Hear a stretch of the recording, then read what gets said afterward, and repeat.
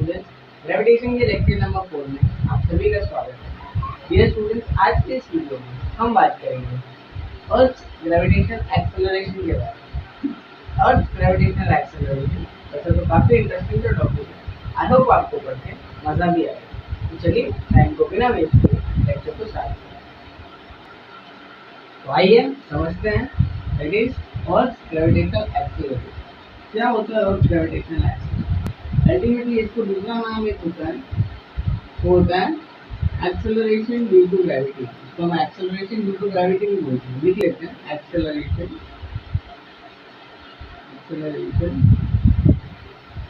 Due to gravity.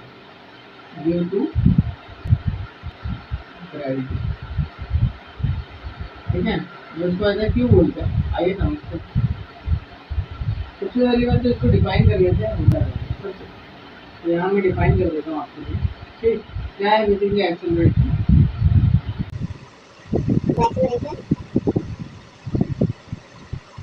Reduce in a body the acceleration जो produce होता है body के अंदर due to gravitational force of the earth. जब अर्थ की वजह से अर्थ का जो ग्रेविटेशनल फोर्स है, जैसे हमने प्रीवियस क्लास में निकाला कि अर्थ क्या करता है, ऑब्जेक्ट को अपनी तरफ विद ऑफ ग्रेविटी अटैक करता है। उसी तरीके से जो अर्थ का जो ग्रेविटेशनल फोर्स लगता है किसी बॉडी के ऊपर, तो बॉडी क्या होता है, मूव करने लगता है। लेकिन ये तो नहीं है कि अगर किसी बॉडी को मूव करना है तो फोर्स लगेगा। यहाँ अर्थ क्या करता है, ग्रेविटेशनल फोर्स बॉडी को लगाता है, तो अब बॉडी क्या होगा, बेसिकली एक्सेलरेट करेगा। एक्सेलरेट करेगा, तो उसी एक्सेलरेशन को बेसिकली हम क्या बोलते हैं, एक्सेलरेशन ड्यू टू ग्रेविटी। यहाँ क्या लिख सकते हैं, acceleration produce in a body due to gravitational force of the earth is called acceleration due to gravity। या फिर आप लिख सकते हो अर्थ ग्रेविटेशनल एक्सेलरेशन। तो ये लिखते हैं is called acceleration due to gravity।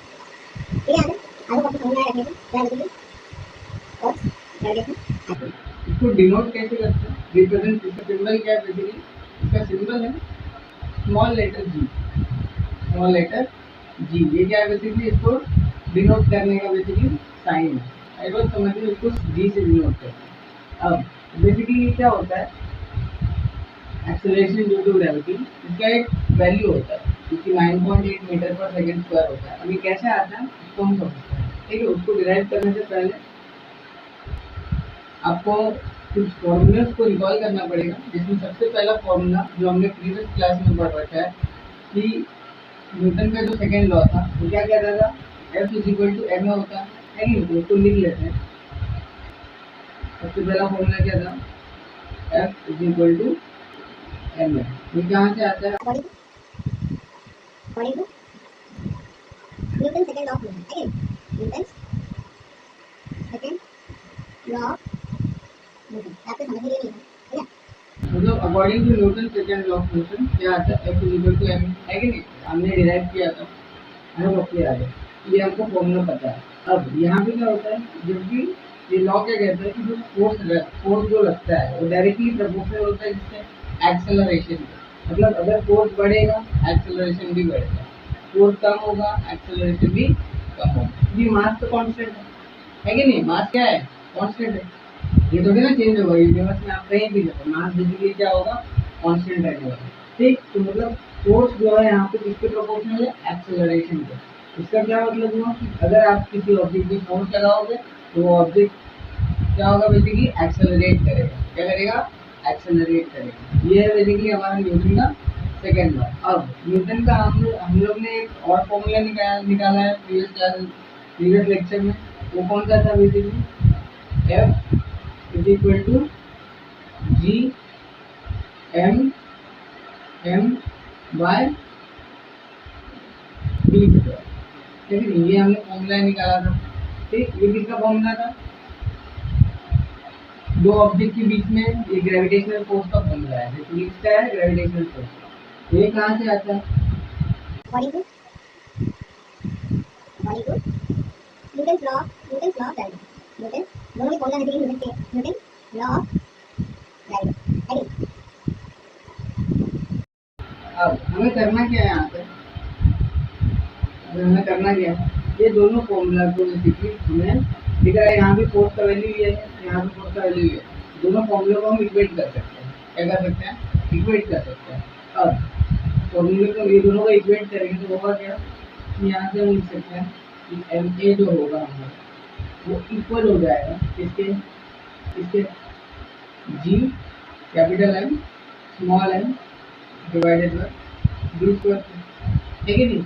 ये अब यहाँ पे क्या होगा, ये वाला एम जो है ये वाले एम से क्या हो जाएगा, कैंसिल हो जाएगा। तो यहाँ से एक्सेलरेशन का वैल्यू क्या है, G M V divided by D.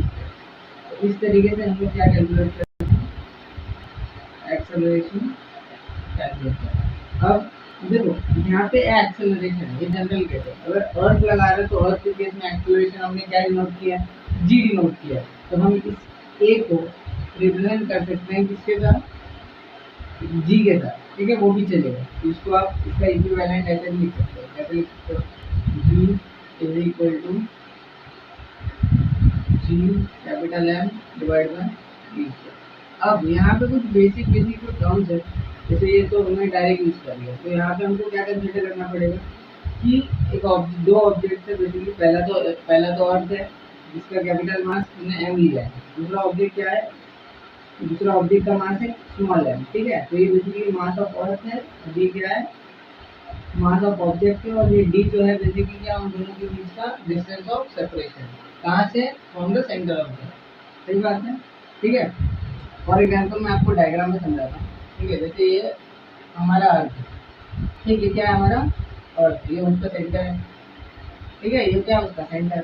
अब यहाँ पे कहीं तो हमारा एप्पल ट्री है कि नहीं, याद कीजिए।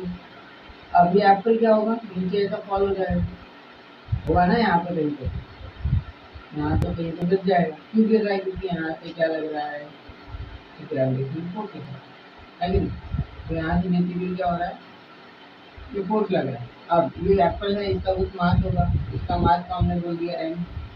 अर्थ है, ये अर्थ का बेसिकली मास को हमने क्या बोल दिया, कैपिटल एम, ठीक। अब ये यहाँ से देखो, ये वाला डिस्टेंस और यहाँ से जो डिस्टेंस, इसको हमने डिस्टेंस ऑफ सेपरेशन में क्या बोला, डी, ठीक।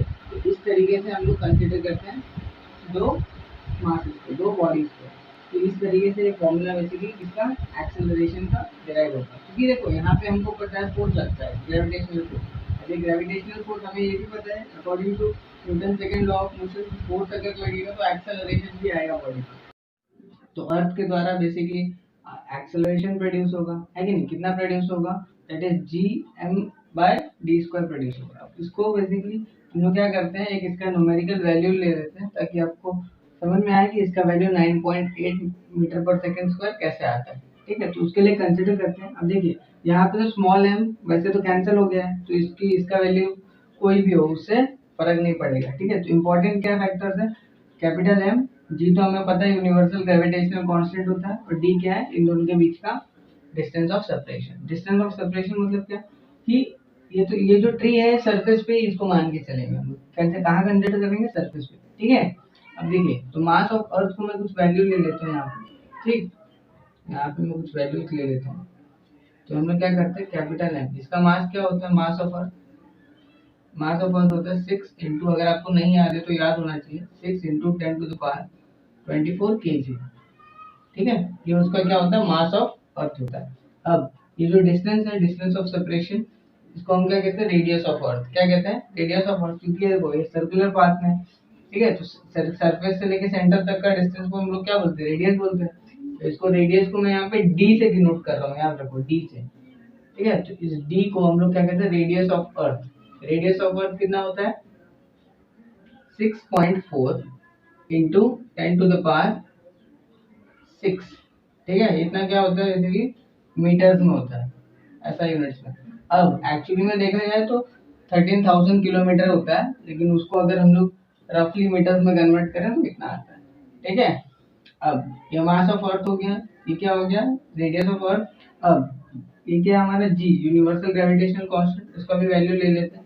वो कितना होता है हमें पता है, हमने डिराइव भी किया था,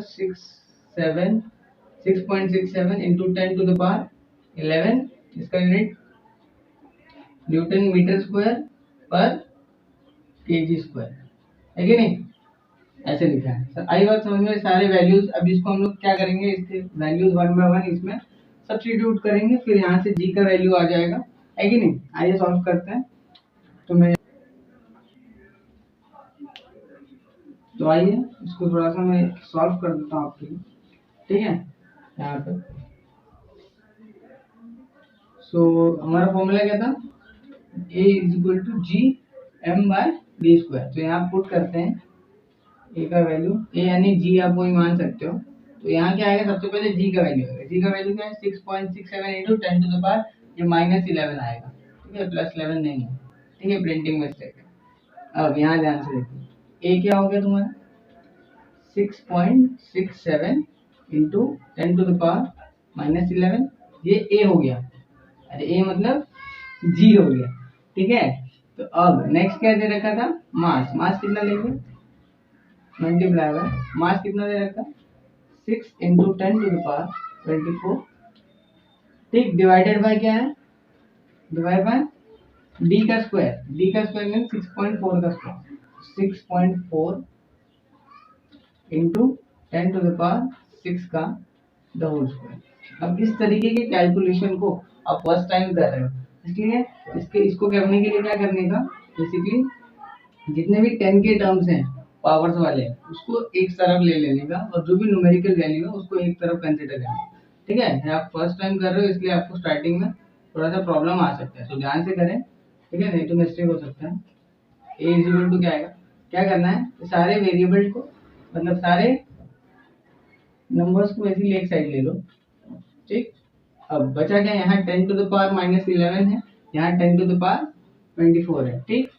अब ध्यान से देखिए, इसको क्या हो जाएगा, डिवाइडेड बाय ये क्या है हमारा 6.4 का स्क्वायर, तो ये क्या हो जाएगा 6.4 इंटू 6.4, है कि नहीं। अब बचा क्या, देखो अब 10 का टर्म्स बचा है, 10 का टर्म्स कितना होगा, यहाँ से देखो इंटू 10 टू द पावर, अभी क्या होगा -11, ठीक, और ये क्या हो गया 24, तो यहाँ पे +24 कर लो, सारे टर्म 10 के टर्म्स में चल रहा है, ठीक है। अभी क्या होगा 6 का स्क्वायर मतलब 6 की पावर 10 की पावर 6 का 2, तो क्या हो गया ये 12 हो जाता है, ठीक है।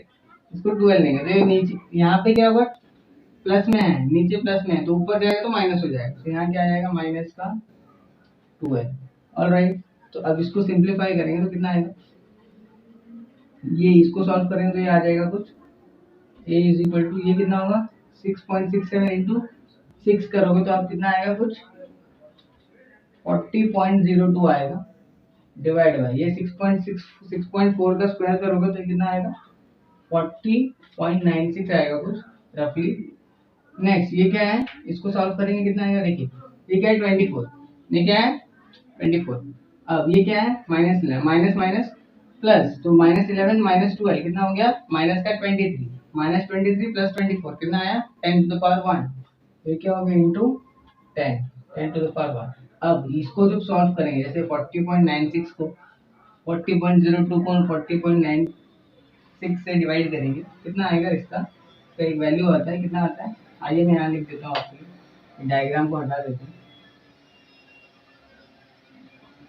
ठीक है। तो इसका वैल्यू जो है ऐसा यूनिट्स में आता है और काफी इंटरेस्टिंग सा वैल्यू आता है, कितना आता है, इसको सॉल्व करेंगे तो यहाँ से क्या होगा, एक्सेलरेशन का आ जाएगा वैल्यू अपना 0.977, ये 3 डेसिमल पॉइंट तक लेंगे तो। अब इंटू क्या है हमारे 10 to the power 1, 10 to the power 1 मतलब 10 है कि नहीं, 10 ही है।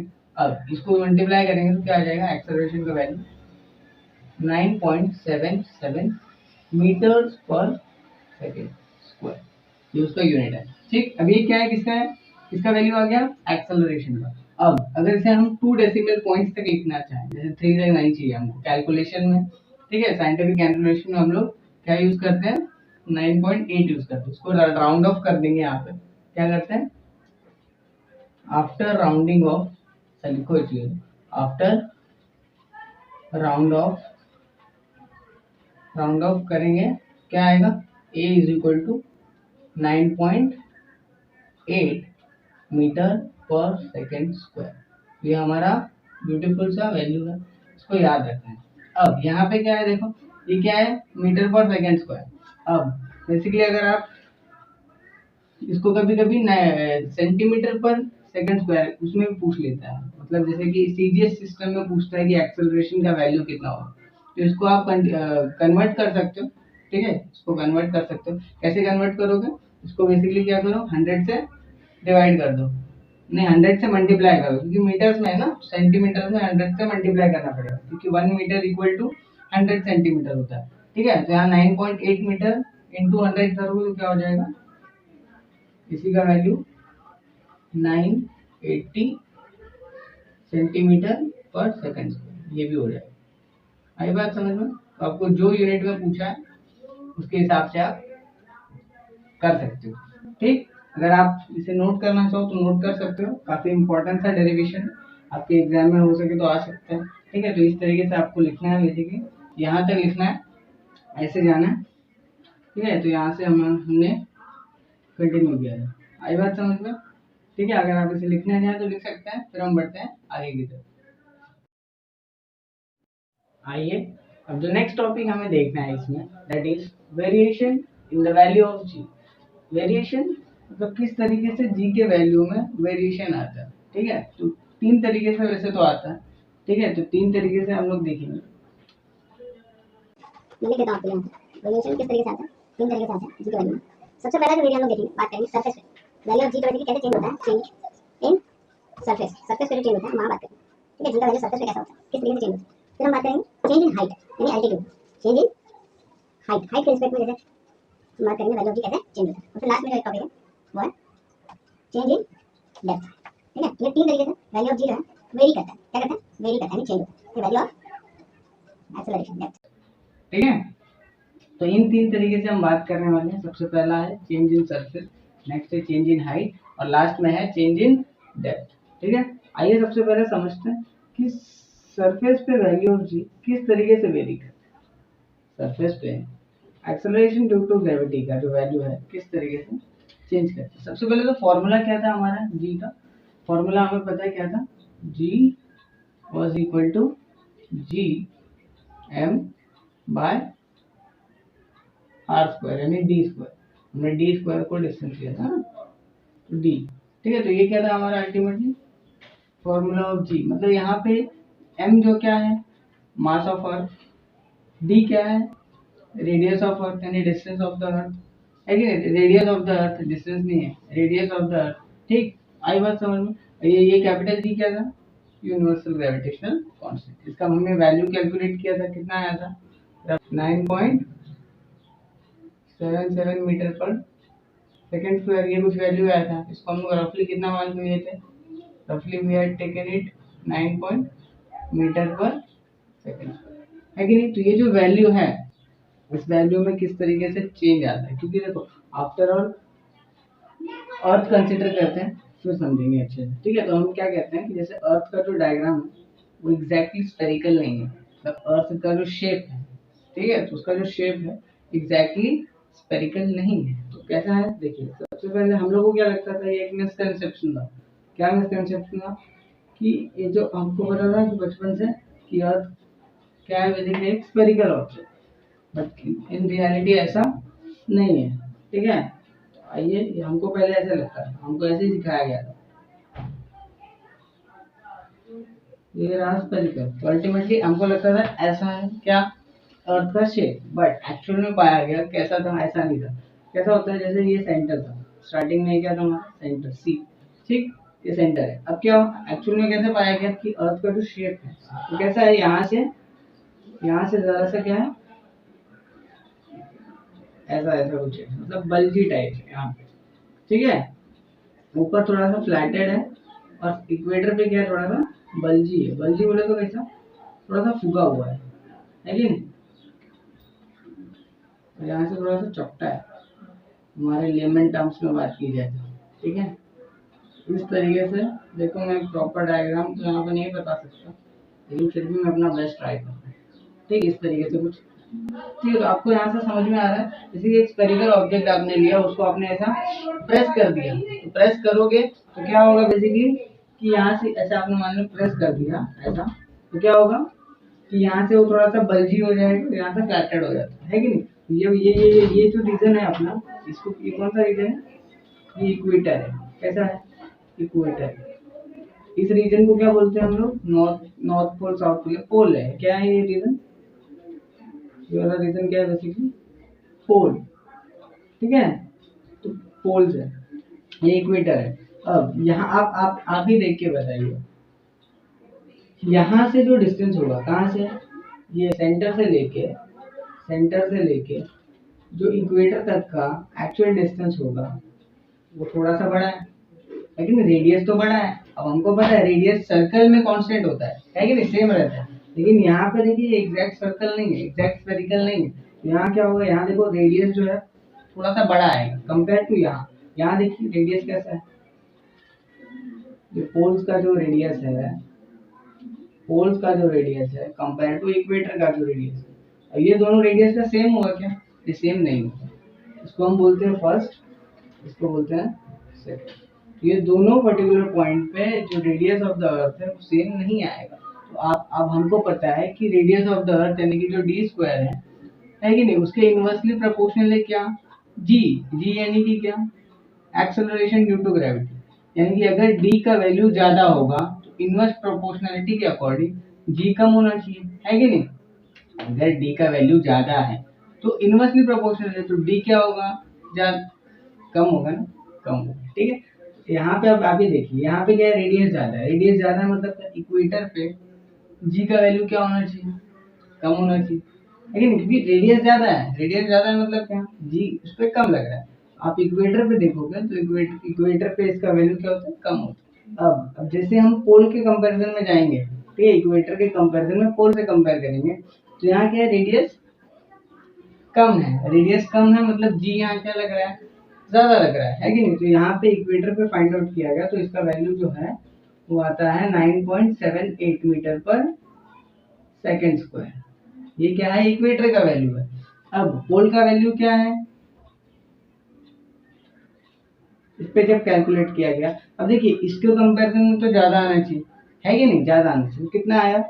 9.82 मीटर पर सेकेंड स्क्वायर। आई बात समझ में? इतना कुछ तो वैल्यू आया, है कि नहीं? अब तो यहाँ से बेसिकली क्लियर है कि पोल पे जो होता है एक्सेलरेशन ड्यू टू ग्रेविटी का वैल्यू जो है ज्यादा होता है और इक्वेटर पे कम होता है। क्यों होता है ऐसा? क्योंकि उसका जो शेप है, कि देखो अर्थ क्या अल्टीमेटली रोटेट कर रहा है, अब उसके रोटेशन की वजह से ये क्या हो जाता है? इसका जो शेप है वेरी कर जाता है, ठीक है। तो अगर शेप, इसका सरफेस एरिया वेरी कर जा रहा है तो इसका जो सरफेस पे एक्सेलरेशन का जो वैल्यू है वो भी वेरी करेगा, चेंज करेगा, है कि नहीं? ठीक है, तो इस तरीके से एक वैल्यू ऑफ जी क्या होता है? चेंज करता है। कहाँ पे? सरफेस। आई बात समझ में? अब हम जो इसी में नेक्स्ट टॉपिक है that is change in height. अब चेंज इन हाइट कैसे करेंगे आइए देखते हैं।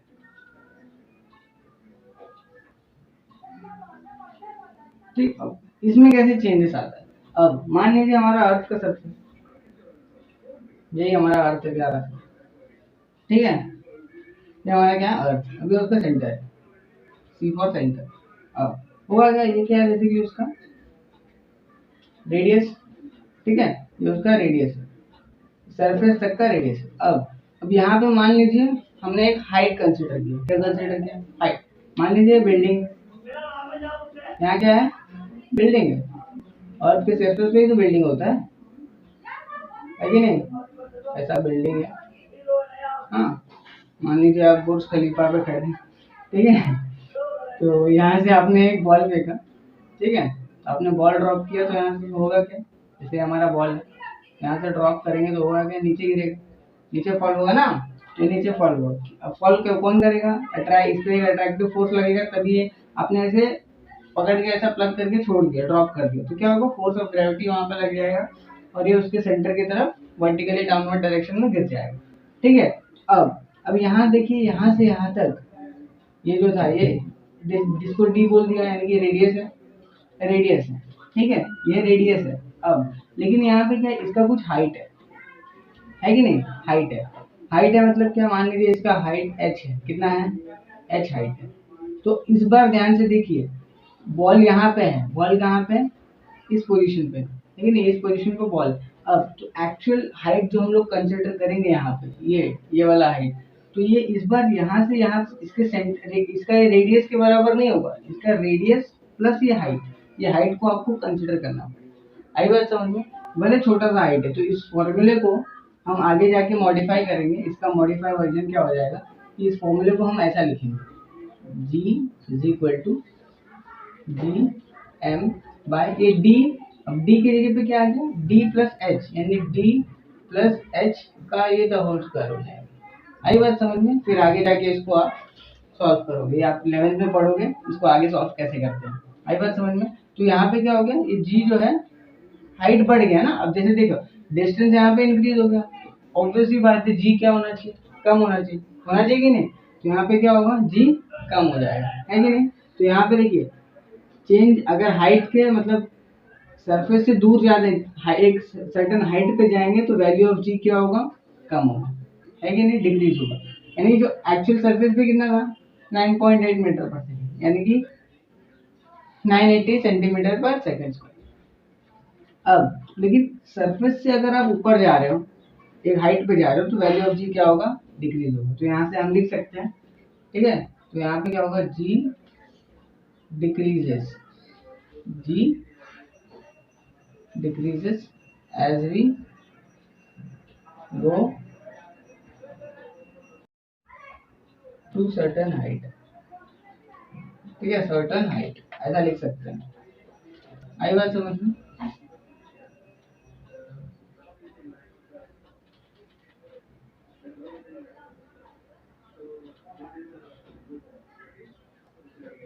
वैल्यू ऑफ जी डिक्रीजेस, यहाँ पे ये बात समझ में आई। अब नेक्स्ट जो है that is change in depth. Change in depth देखते हैं कैसे होता है, ठीक है। तो इसके लिए यहाँ पे मैं बना देता हूँ आपके लिए कि डेप्थ के हिसाब से कैसे चेंज आएगा। यार हमने देखा सरफेस पे चेंज आ रहा था, हाइट में चेंज आ रहा था, अब डेप्थ में कैसे चेंज होगा, ठीक है। अब वैल्यू ऑफ जी जो है डेप्थ में कैसे चेंज होता है वो भी देख लेते हैं, ठीक है। अब यहाँ पे देखो मैंने बिल्डिंग कंसिडर किया, बुर्ज खलीफा, है कि नहीं। तो आप इससे भी और हाइट पे जाएंगे तो और क्या होगा कि जी एकदम डिक्रीज होते जाएगा, तब तक डिक्रीज होगा जब तक वो जीरो ना हो जाए, है कि नहीं। मैक्सिमम उसी का वहीं तक लिमिट है कि नहीं। तो जैसे अब ये बुर्ज खलीफा से एक सर्टेन हाइट पे जाओगे, जैसे माउंट एवरेस्ट पे जाओगे, ठीक है, उसका हाइट उससे भी ज्यादा है, तो उस पे क्या होगा, और डिक्रीज हो जाएगा, और वैसा डिक्रीज होता जाएगा। अब जैसे मान लीजिए हम लोग जो कम्युनिकेशन सैटेलाइट है उसके हाइट तक जाएंगे तो वहां पे बेसिकली क्या हो जाएगा, और कम हो जाएगा। आई बात समझ में?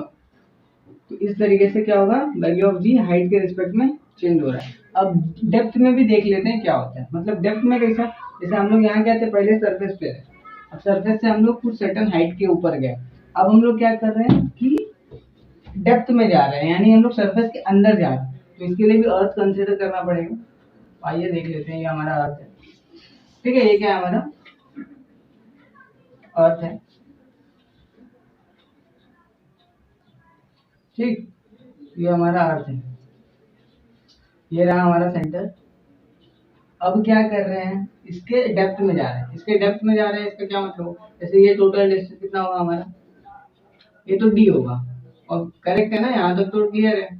ये क्या है, डी, यानी डी मतलब क्या, रेडियस, ठीक, ये रेडियस है। अब क्या कर रहे हैं हम लोग, इसके डेप्थ में जा रहे हैं, कितना डेप्थ में जा रहे हैं, मान लीजिए यहाँ से यहाँ तक हम लोग आ गए, यहाँ से यहाँ तक, यहाँ से यहाँ तक आ गए, मतलब मान लीजिए एच डेप्थ में हम लोग नीचे आ गए, एच मीटर्स में नीचे आ गए।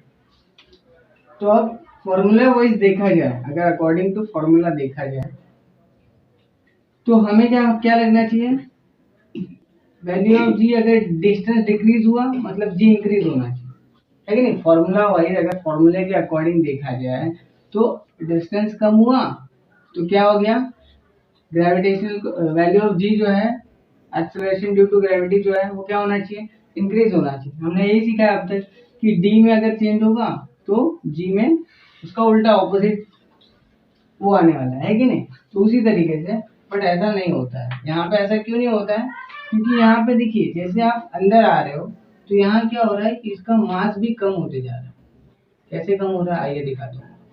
जैसे आप इस पोजीशन पे आ चुके हो, आई बात समझ, तो इसका देखिए आपको इस सर्कुलर ऑर्बिट में ही आपको इसका मास कंसिडर करना पड़ेगा। आई बात समझ में? जैसे जैसे डेप्थ में अंदर आओगे, जैसे जैसे डेप्थ में अंदर आओगे, आपको इसका सर्कुलर पार्ट में ही वो कंसिडर करना पड़ेगा। अब इस बार देखिए यहाँ पे क्या हुआ कि यहाँ यहाँ से इस बार मास कंसिडर नहीं करेंगे हम लोग, क्योंकि पिछले केसेस में क्या हो रहा था, हम लोग टोटल मास ले रहे थे। आई बात समझ में? तो वहां पे क्या था, मास कांस्टेंट था। बट यहाँ पे देखिए मास कम हो गया, मतलब मास कम हो गया, मतलब डी में हमने मान ली थोड़ा सा चेंज किया। आई बात समझ में? डी में क्या था, एच हाइट ही हम लोग नीचे गए, लेकिन यहाँ पे देख रहे मास देख रहे हो पूरा मास क्या हो गया ज्यादा, मतलब ये थोड़ा सा कम है लेकिन ये फैक्टर ज्यादा बड़ा है। तो ये फैक्टर ज्यादा कम होने की वजह से इसका प्रोपोर्शनलिटी जीत गया, इसका प्रोपोर्शनलिटी कम रहेगा, पीछे रहेगा। आई बात समझ में? तो इस तरीके से भी क्या होता है, वैल्यू ऑफ जी यहाँ पे क्या हो जाता है, डिक्रीज हो जाता है। तो हम लोग यहाँ पे भी क्या लिख सकते हैं, इसका इक्वेशन कैसे बनाएंगे, इसके केस में कैसे लिखेंगे, G is equal to G M divided by, ये क्या हो जाएगा, डी माइनस एच का होल। आई बात समझ में? लेकिन इस बार ये जो m है ये वाला मास का कंसिडर करेंगे, ये पूरे वाले का नहीं है। आई बात समझ में?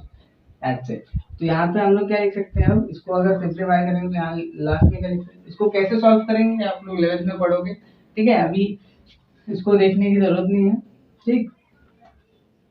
तो जी जो है बेसिकली यहाँ से क्या हो रहा है, डिक्रीज हो रहा है, जी डिक्रीजेस, यानी value of gravitation,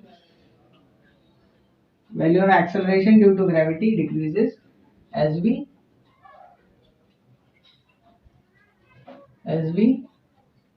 go inside the earth surface। मतलब हम अगर अर्थ सरफेस के इनसाइड जाएंगे तो वैल्यू ऑफ जी क्या हो रहा है, डिक्रीज हो रहा है। अब यहाँ क्या लिख सकते हैं, जी का value decreases as we go outside the surface, ऐसा लिख सकते हैं, ठीक है, तो ज्यादा अच्छा रहेगा, as we go outside the surface. Earth surface लिखे तो भी चलेगा, ठीक है, यहाँ मैं लिख देता हूँ अर्थ सरफेस। आई बात समझ में? ठीक है, तो ये था बेसिकली हमारा पूरा वेरिएशन जी। हमने इसमें देखा 3 टाइप्स के होते हैं, सरफेस पे होता है, वेरी करता है, चेंजेस इन सरफेस, तो चेंज होता है हाइट के हिसाब से, और लास्ट में होता है डेप्थ के हिसाब से, ठीक है। तो सबसे पहले हमने देखा सरफेस पे कैसा होता है, ठीक है, क्योंकि अर्थ का शेप क्या है, स्पेरिकल है नहीं, स्पेरिकल नहीं है मतलब कैसा शेप का है, ओवल शेप का बोल सकते हो, कैसा बोल सकते हो, ओवल शेप का, ठीक, ओवल शेप का है। इक्वेटर पे क्या होता है, इक्वेटर पे इसका सरफेस शेप कैसा होता है, इक्वेटर पे बल्जी होता है, क्या होता है, बल्जी यानी बल्जेस, ऐसा लिख सकते हो, ठीक, ठीक है, थोड़ा सा उगा हुआ। और पोल पे कैसा आता है, इसका शेप फ्लैटर्ड, क्या आता है, फ्लैटर्ड, ये आपको इम्पोर्टेंट याद रखना है। यहाँ पे क्या होता है, फ्लैटर्ड, यहाँ क्या होता है, बल्जेस, ठीक है। अब हाइट में कैसे वेरी होता है, क्योंकि यहाँ पे हाइट का फैक्टर ऐड हो जाता है, ठीक है, फॉर्मूले में क्या होता है, डी के जगह पे अपन को एच को, हाइट को कंसिडर करना पड़ता है, और ओवरऑल इफेक्ट क्या हो जाता है, जी का डिक्रीज हो जाता है, ठीक है, डिक्रीज हो जाता है। अब आप बोलोगे यार यहाँ पे इसके अंदर गए तो मास को काउंट किया, जैसे डेप्थ में क्या हुआ कि यहाँ पे आप अंदर जा रहे थे तो ये वाले मास को हटा दिया, है कि नहीं, तो इस वाले केस में जैसे ये इतने हाइट पे, तो क्या इस वाले मास का कंसिडर करेंगे, इस वाले ये वाले मास का कंसिडर करना चाहिए ना, ये डाउट आपको आ सकता है, ठीक। तो अगर आपको ये डाउट आ रहा है तो मैं आपका ये डाउट क्लियर कर देता हूँ कि ये वाला जो रीजन है, यहाँ पे तो पूरा वैक्यूम है, वैक्यूम है मतलब वहां पे तो कुछ चीज एग्जिस्ट ही नहीं करती, तो उसका मास क्या होगा, आई बात समझ में, तो ये मास कंसिडर ना करने के ही बराबर है, आई बात समझ में, तो ये इतना ही मास रहेगा, ठीक है, तो ये आप नहीं कंसिडर करोगे तो भी चलेगा, ठीक। अब यहाँ पे फिर हमने देखा कि इसका वेरिएशन ऐसे होता है, और जी क्या है, जैसे हम सर्टन हाइट पे जाते हैं तो क्या हो जाता है कि अर्थ सरफेस पे डिग्री, अर्थ सरफेस से जैसे हम थोड़ा दूर जाएंगे, बाहर जाएंगे, मतलब एक सर्टन हाइट पे जाएंगे तो जी का वैल्यू है डिक्रीज होता है, नेक्स्ट हमने क्या देखा कि चेंजेस इन डेप्थ। अब डेप्थ में कैसे चेंज आता है, अकॉर्डिंग टू फॉर्मूला क्या होना चाहिए कि इंक्रीज होना चाहिए जी का वैल्यू, क्योंकि डी डिक्रीज हो रहा है कि नहीं, ये कम हो रहा है तो ये बढ़ना चाहिए, लेकिन ये इसके भी तो प्रोपोर्शनल है, इसको कैसे भूल सकते हैं हम लोग। ठीक है, तो इसमें क्या हो जाता है, ये दोनों फैक्टर में एक रेस लगती है कि भाई कौन कितना ज्यादा वेरी कर रहा है। तो मास अगर ज्यादा मतलब कम हो जा रहा है तो फिर ये वाला फैक्टर जो है डोमिनेट कर जाएगा। आई बात समझ में, ये वाला फैक्टर क्या है, ये थोड़ा सा पीछे रह जाएगा। ठीक, तो अल्टीमेटली क्या हो जाता है, ये फैक्टर के ज्यादा डिक्रीज होने की वजह से जी का वैल्यू क्या हो जाता है, डिक्रीज हो जाता है। आई होप आपको समझ में आया। ठीक है, अगर आप इसे नोट करना चाहें तो नोट कर सकते हैं। ऑलराइट डियर स्टूडेंट्स, आज की क्लास में इतना ही। आई होप आपको सारे कंसेप्ट क्लियर होंगे। ठीक है, आज की क्लास में हमने बात किया बेसिकली अर्थ ग्रेविटेशनल एक्सेलरेशन के बारे में। हमने उसको डिराइव किया कि अर्थ ग्रेविटेशनल एक्सेलरेशन यानी कि एक्सेलरेशन ड्यू टू ग्रेविटी जो है उसका फॉर्मूला क्या होता है, उसका वैल्यू क्या होता है। ठीक, लास्ट में हमने क्या देखा, variation in acceleration due to gravity. Variation in acceleration due to gravity तीन तरीके से होता है। पहला होता है चेंजेस इन सरफेस, दूसरा आता है चेंजेस इन हाइट, और लास्ट में आता है changes in depth. I hope आपको सारे कंसेप्ट एकदम क्लियर है। ठीक, अब नेक्स्ट वीडियो में हम बात करेंगे मास और वेट के बारे में। ठीक है, तो मास और वेट में वैसे तो काफी कॉमन से टर्म्स हैं, ठीक, लेकिन काफी लोगों को मिसकंसेप्शन रहता है। ठीक है, तो हम नेक्स्ट वीडियो में उसके बारे में बात करेंगे। तब तक के लिए थैंक यू।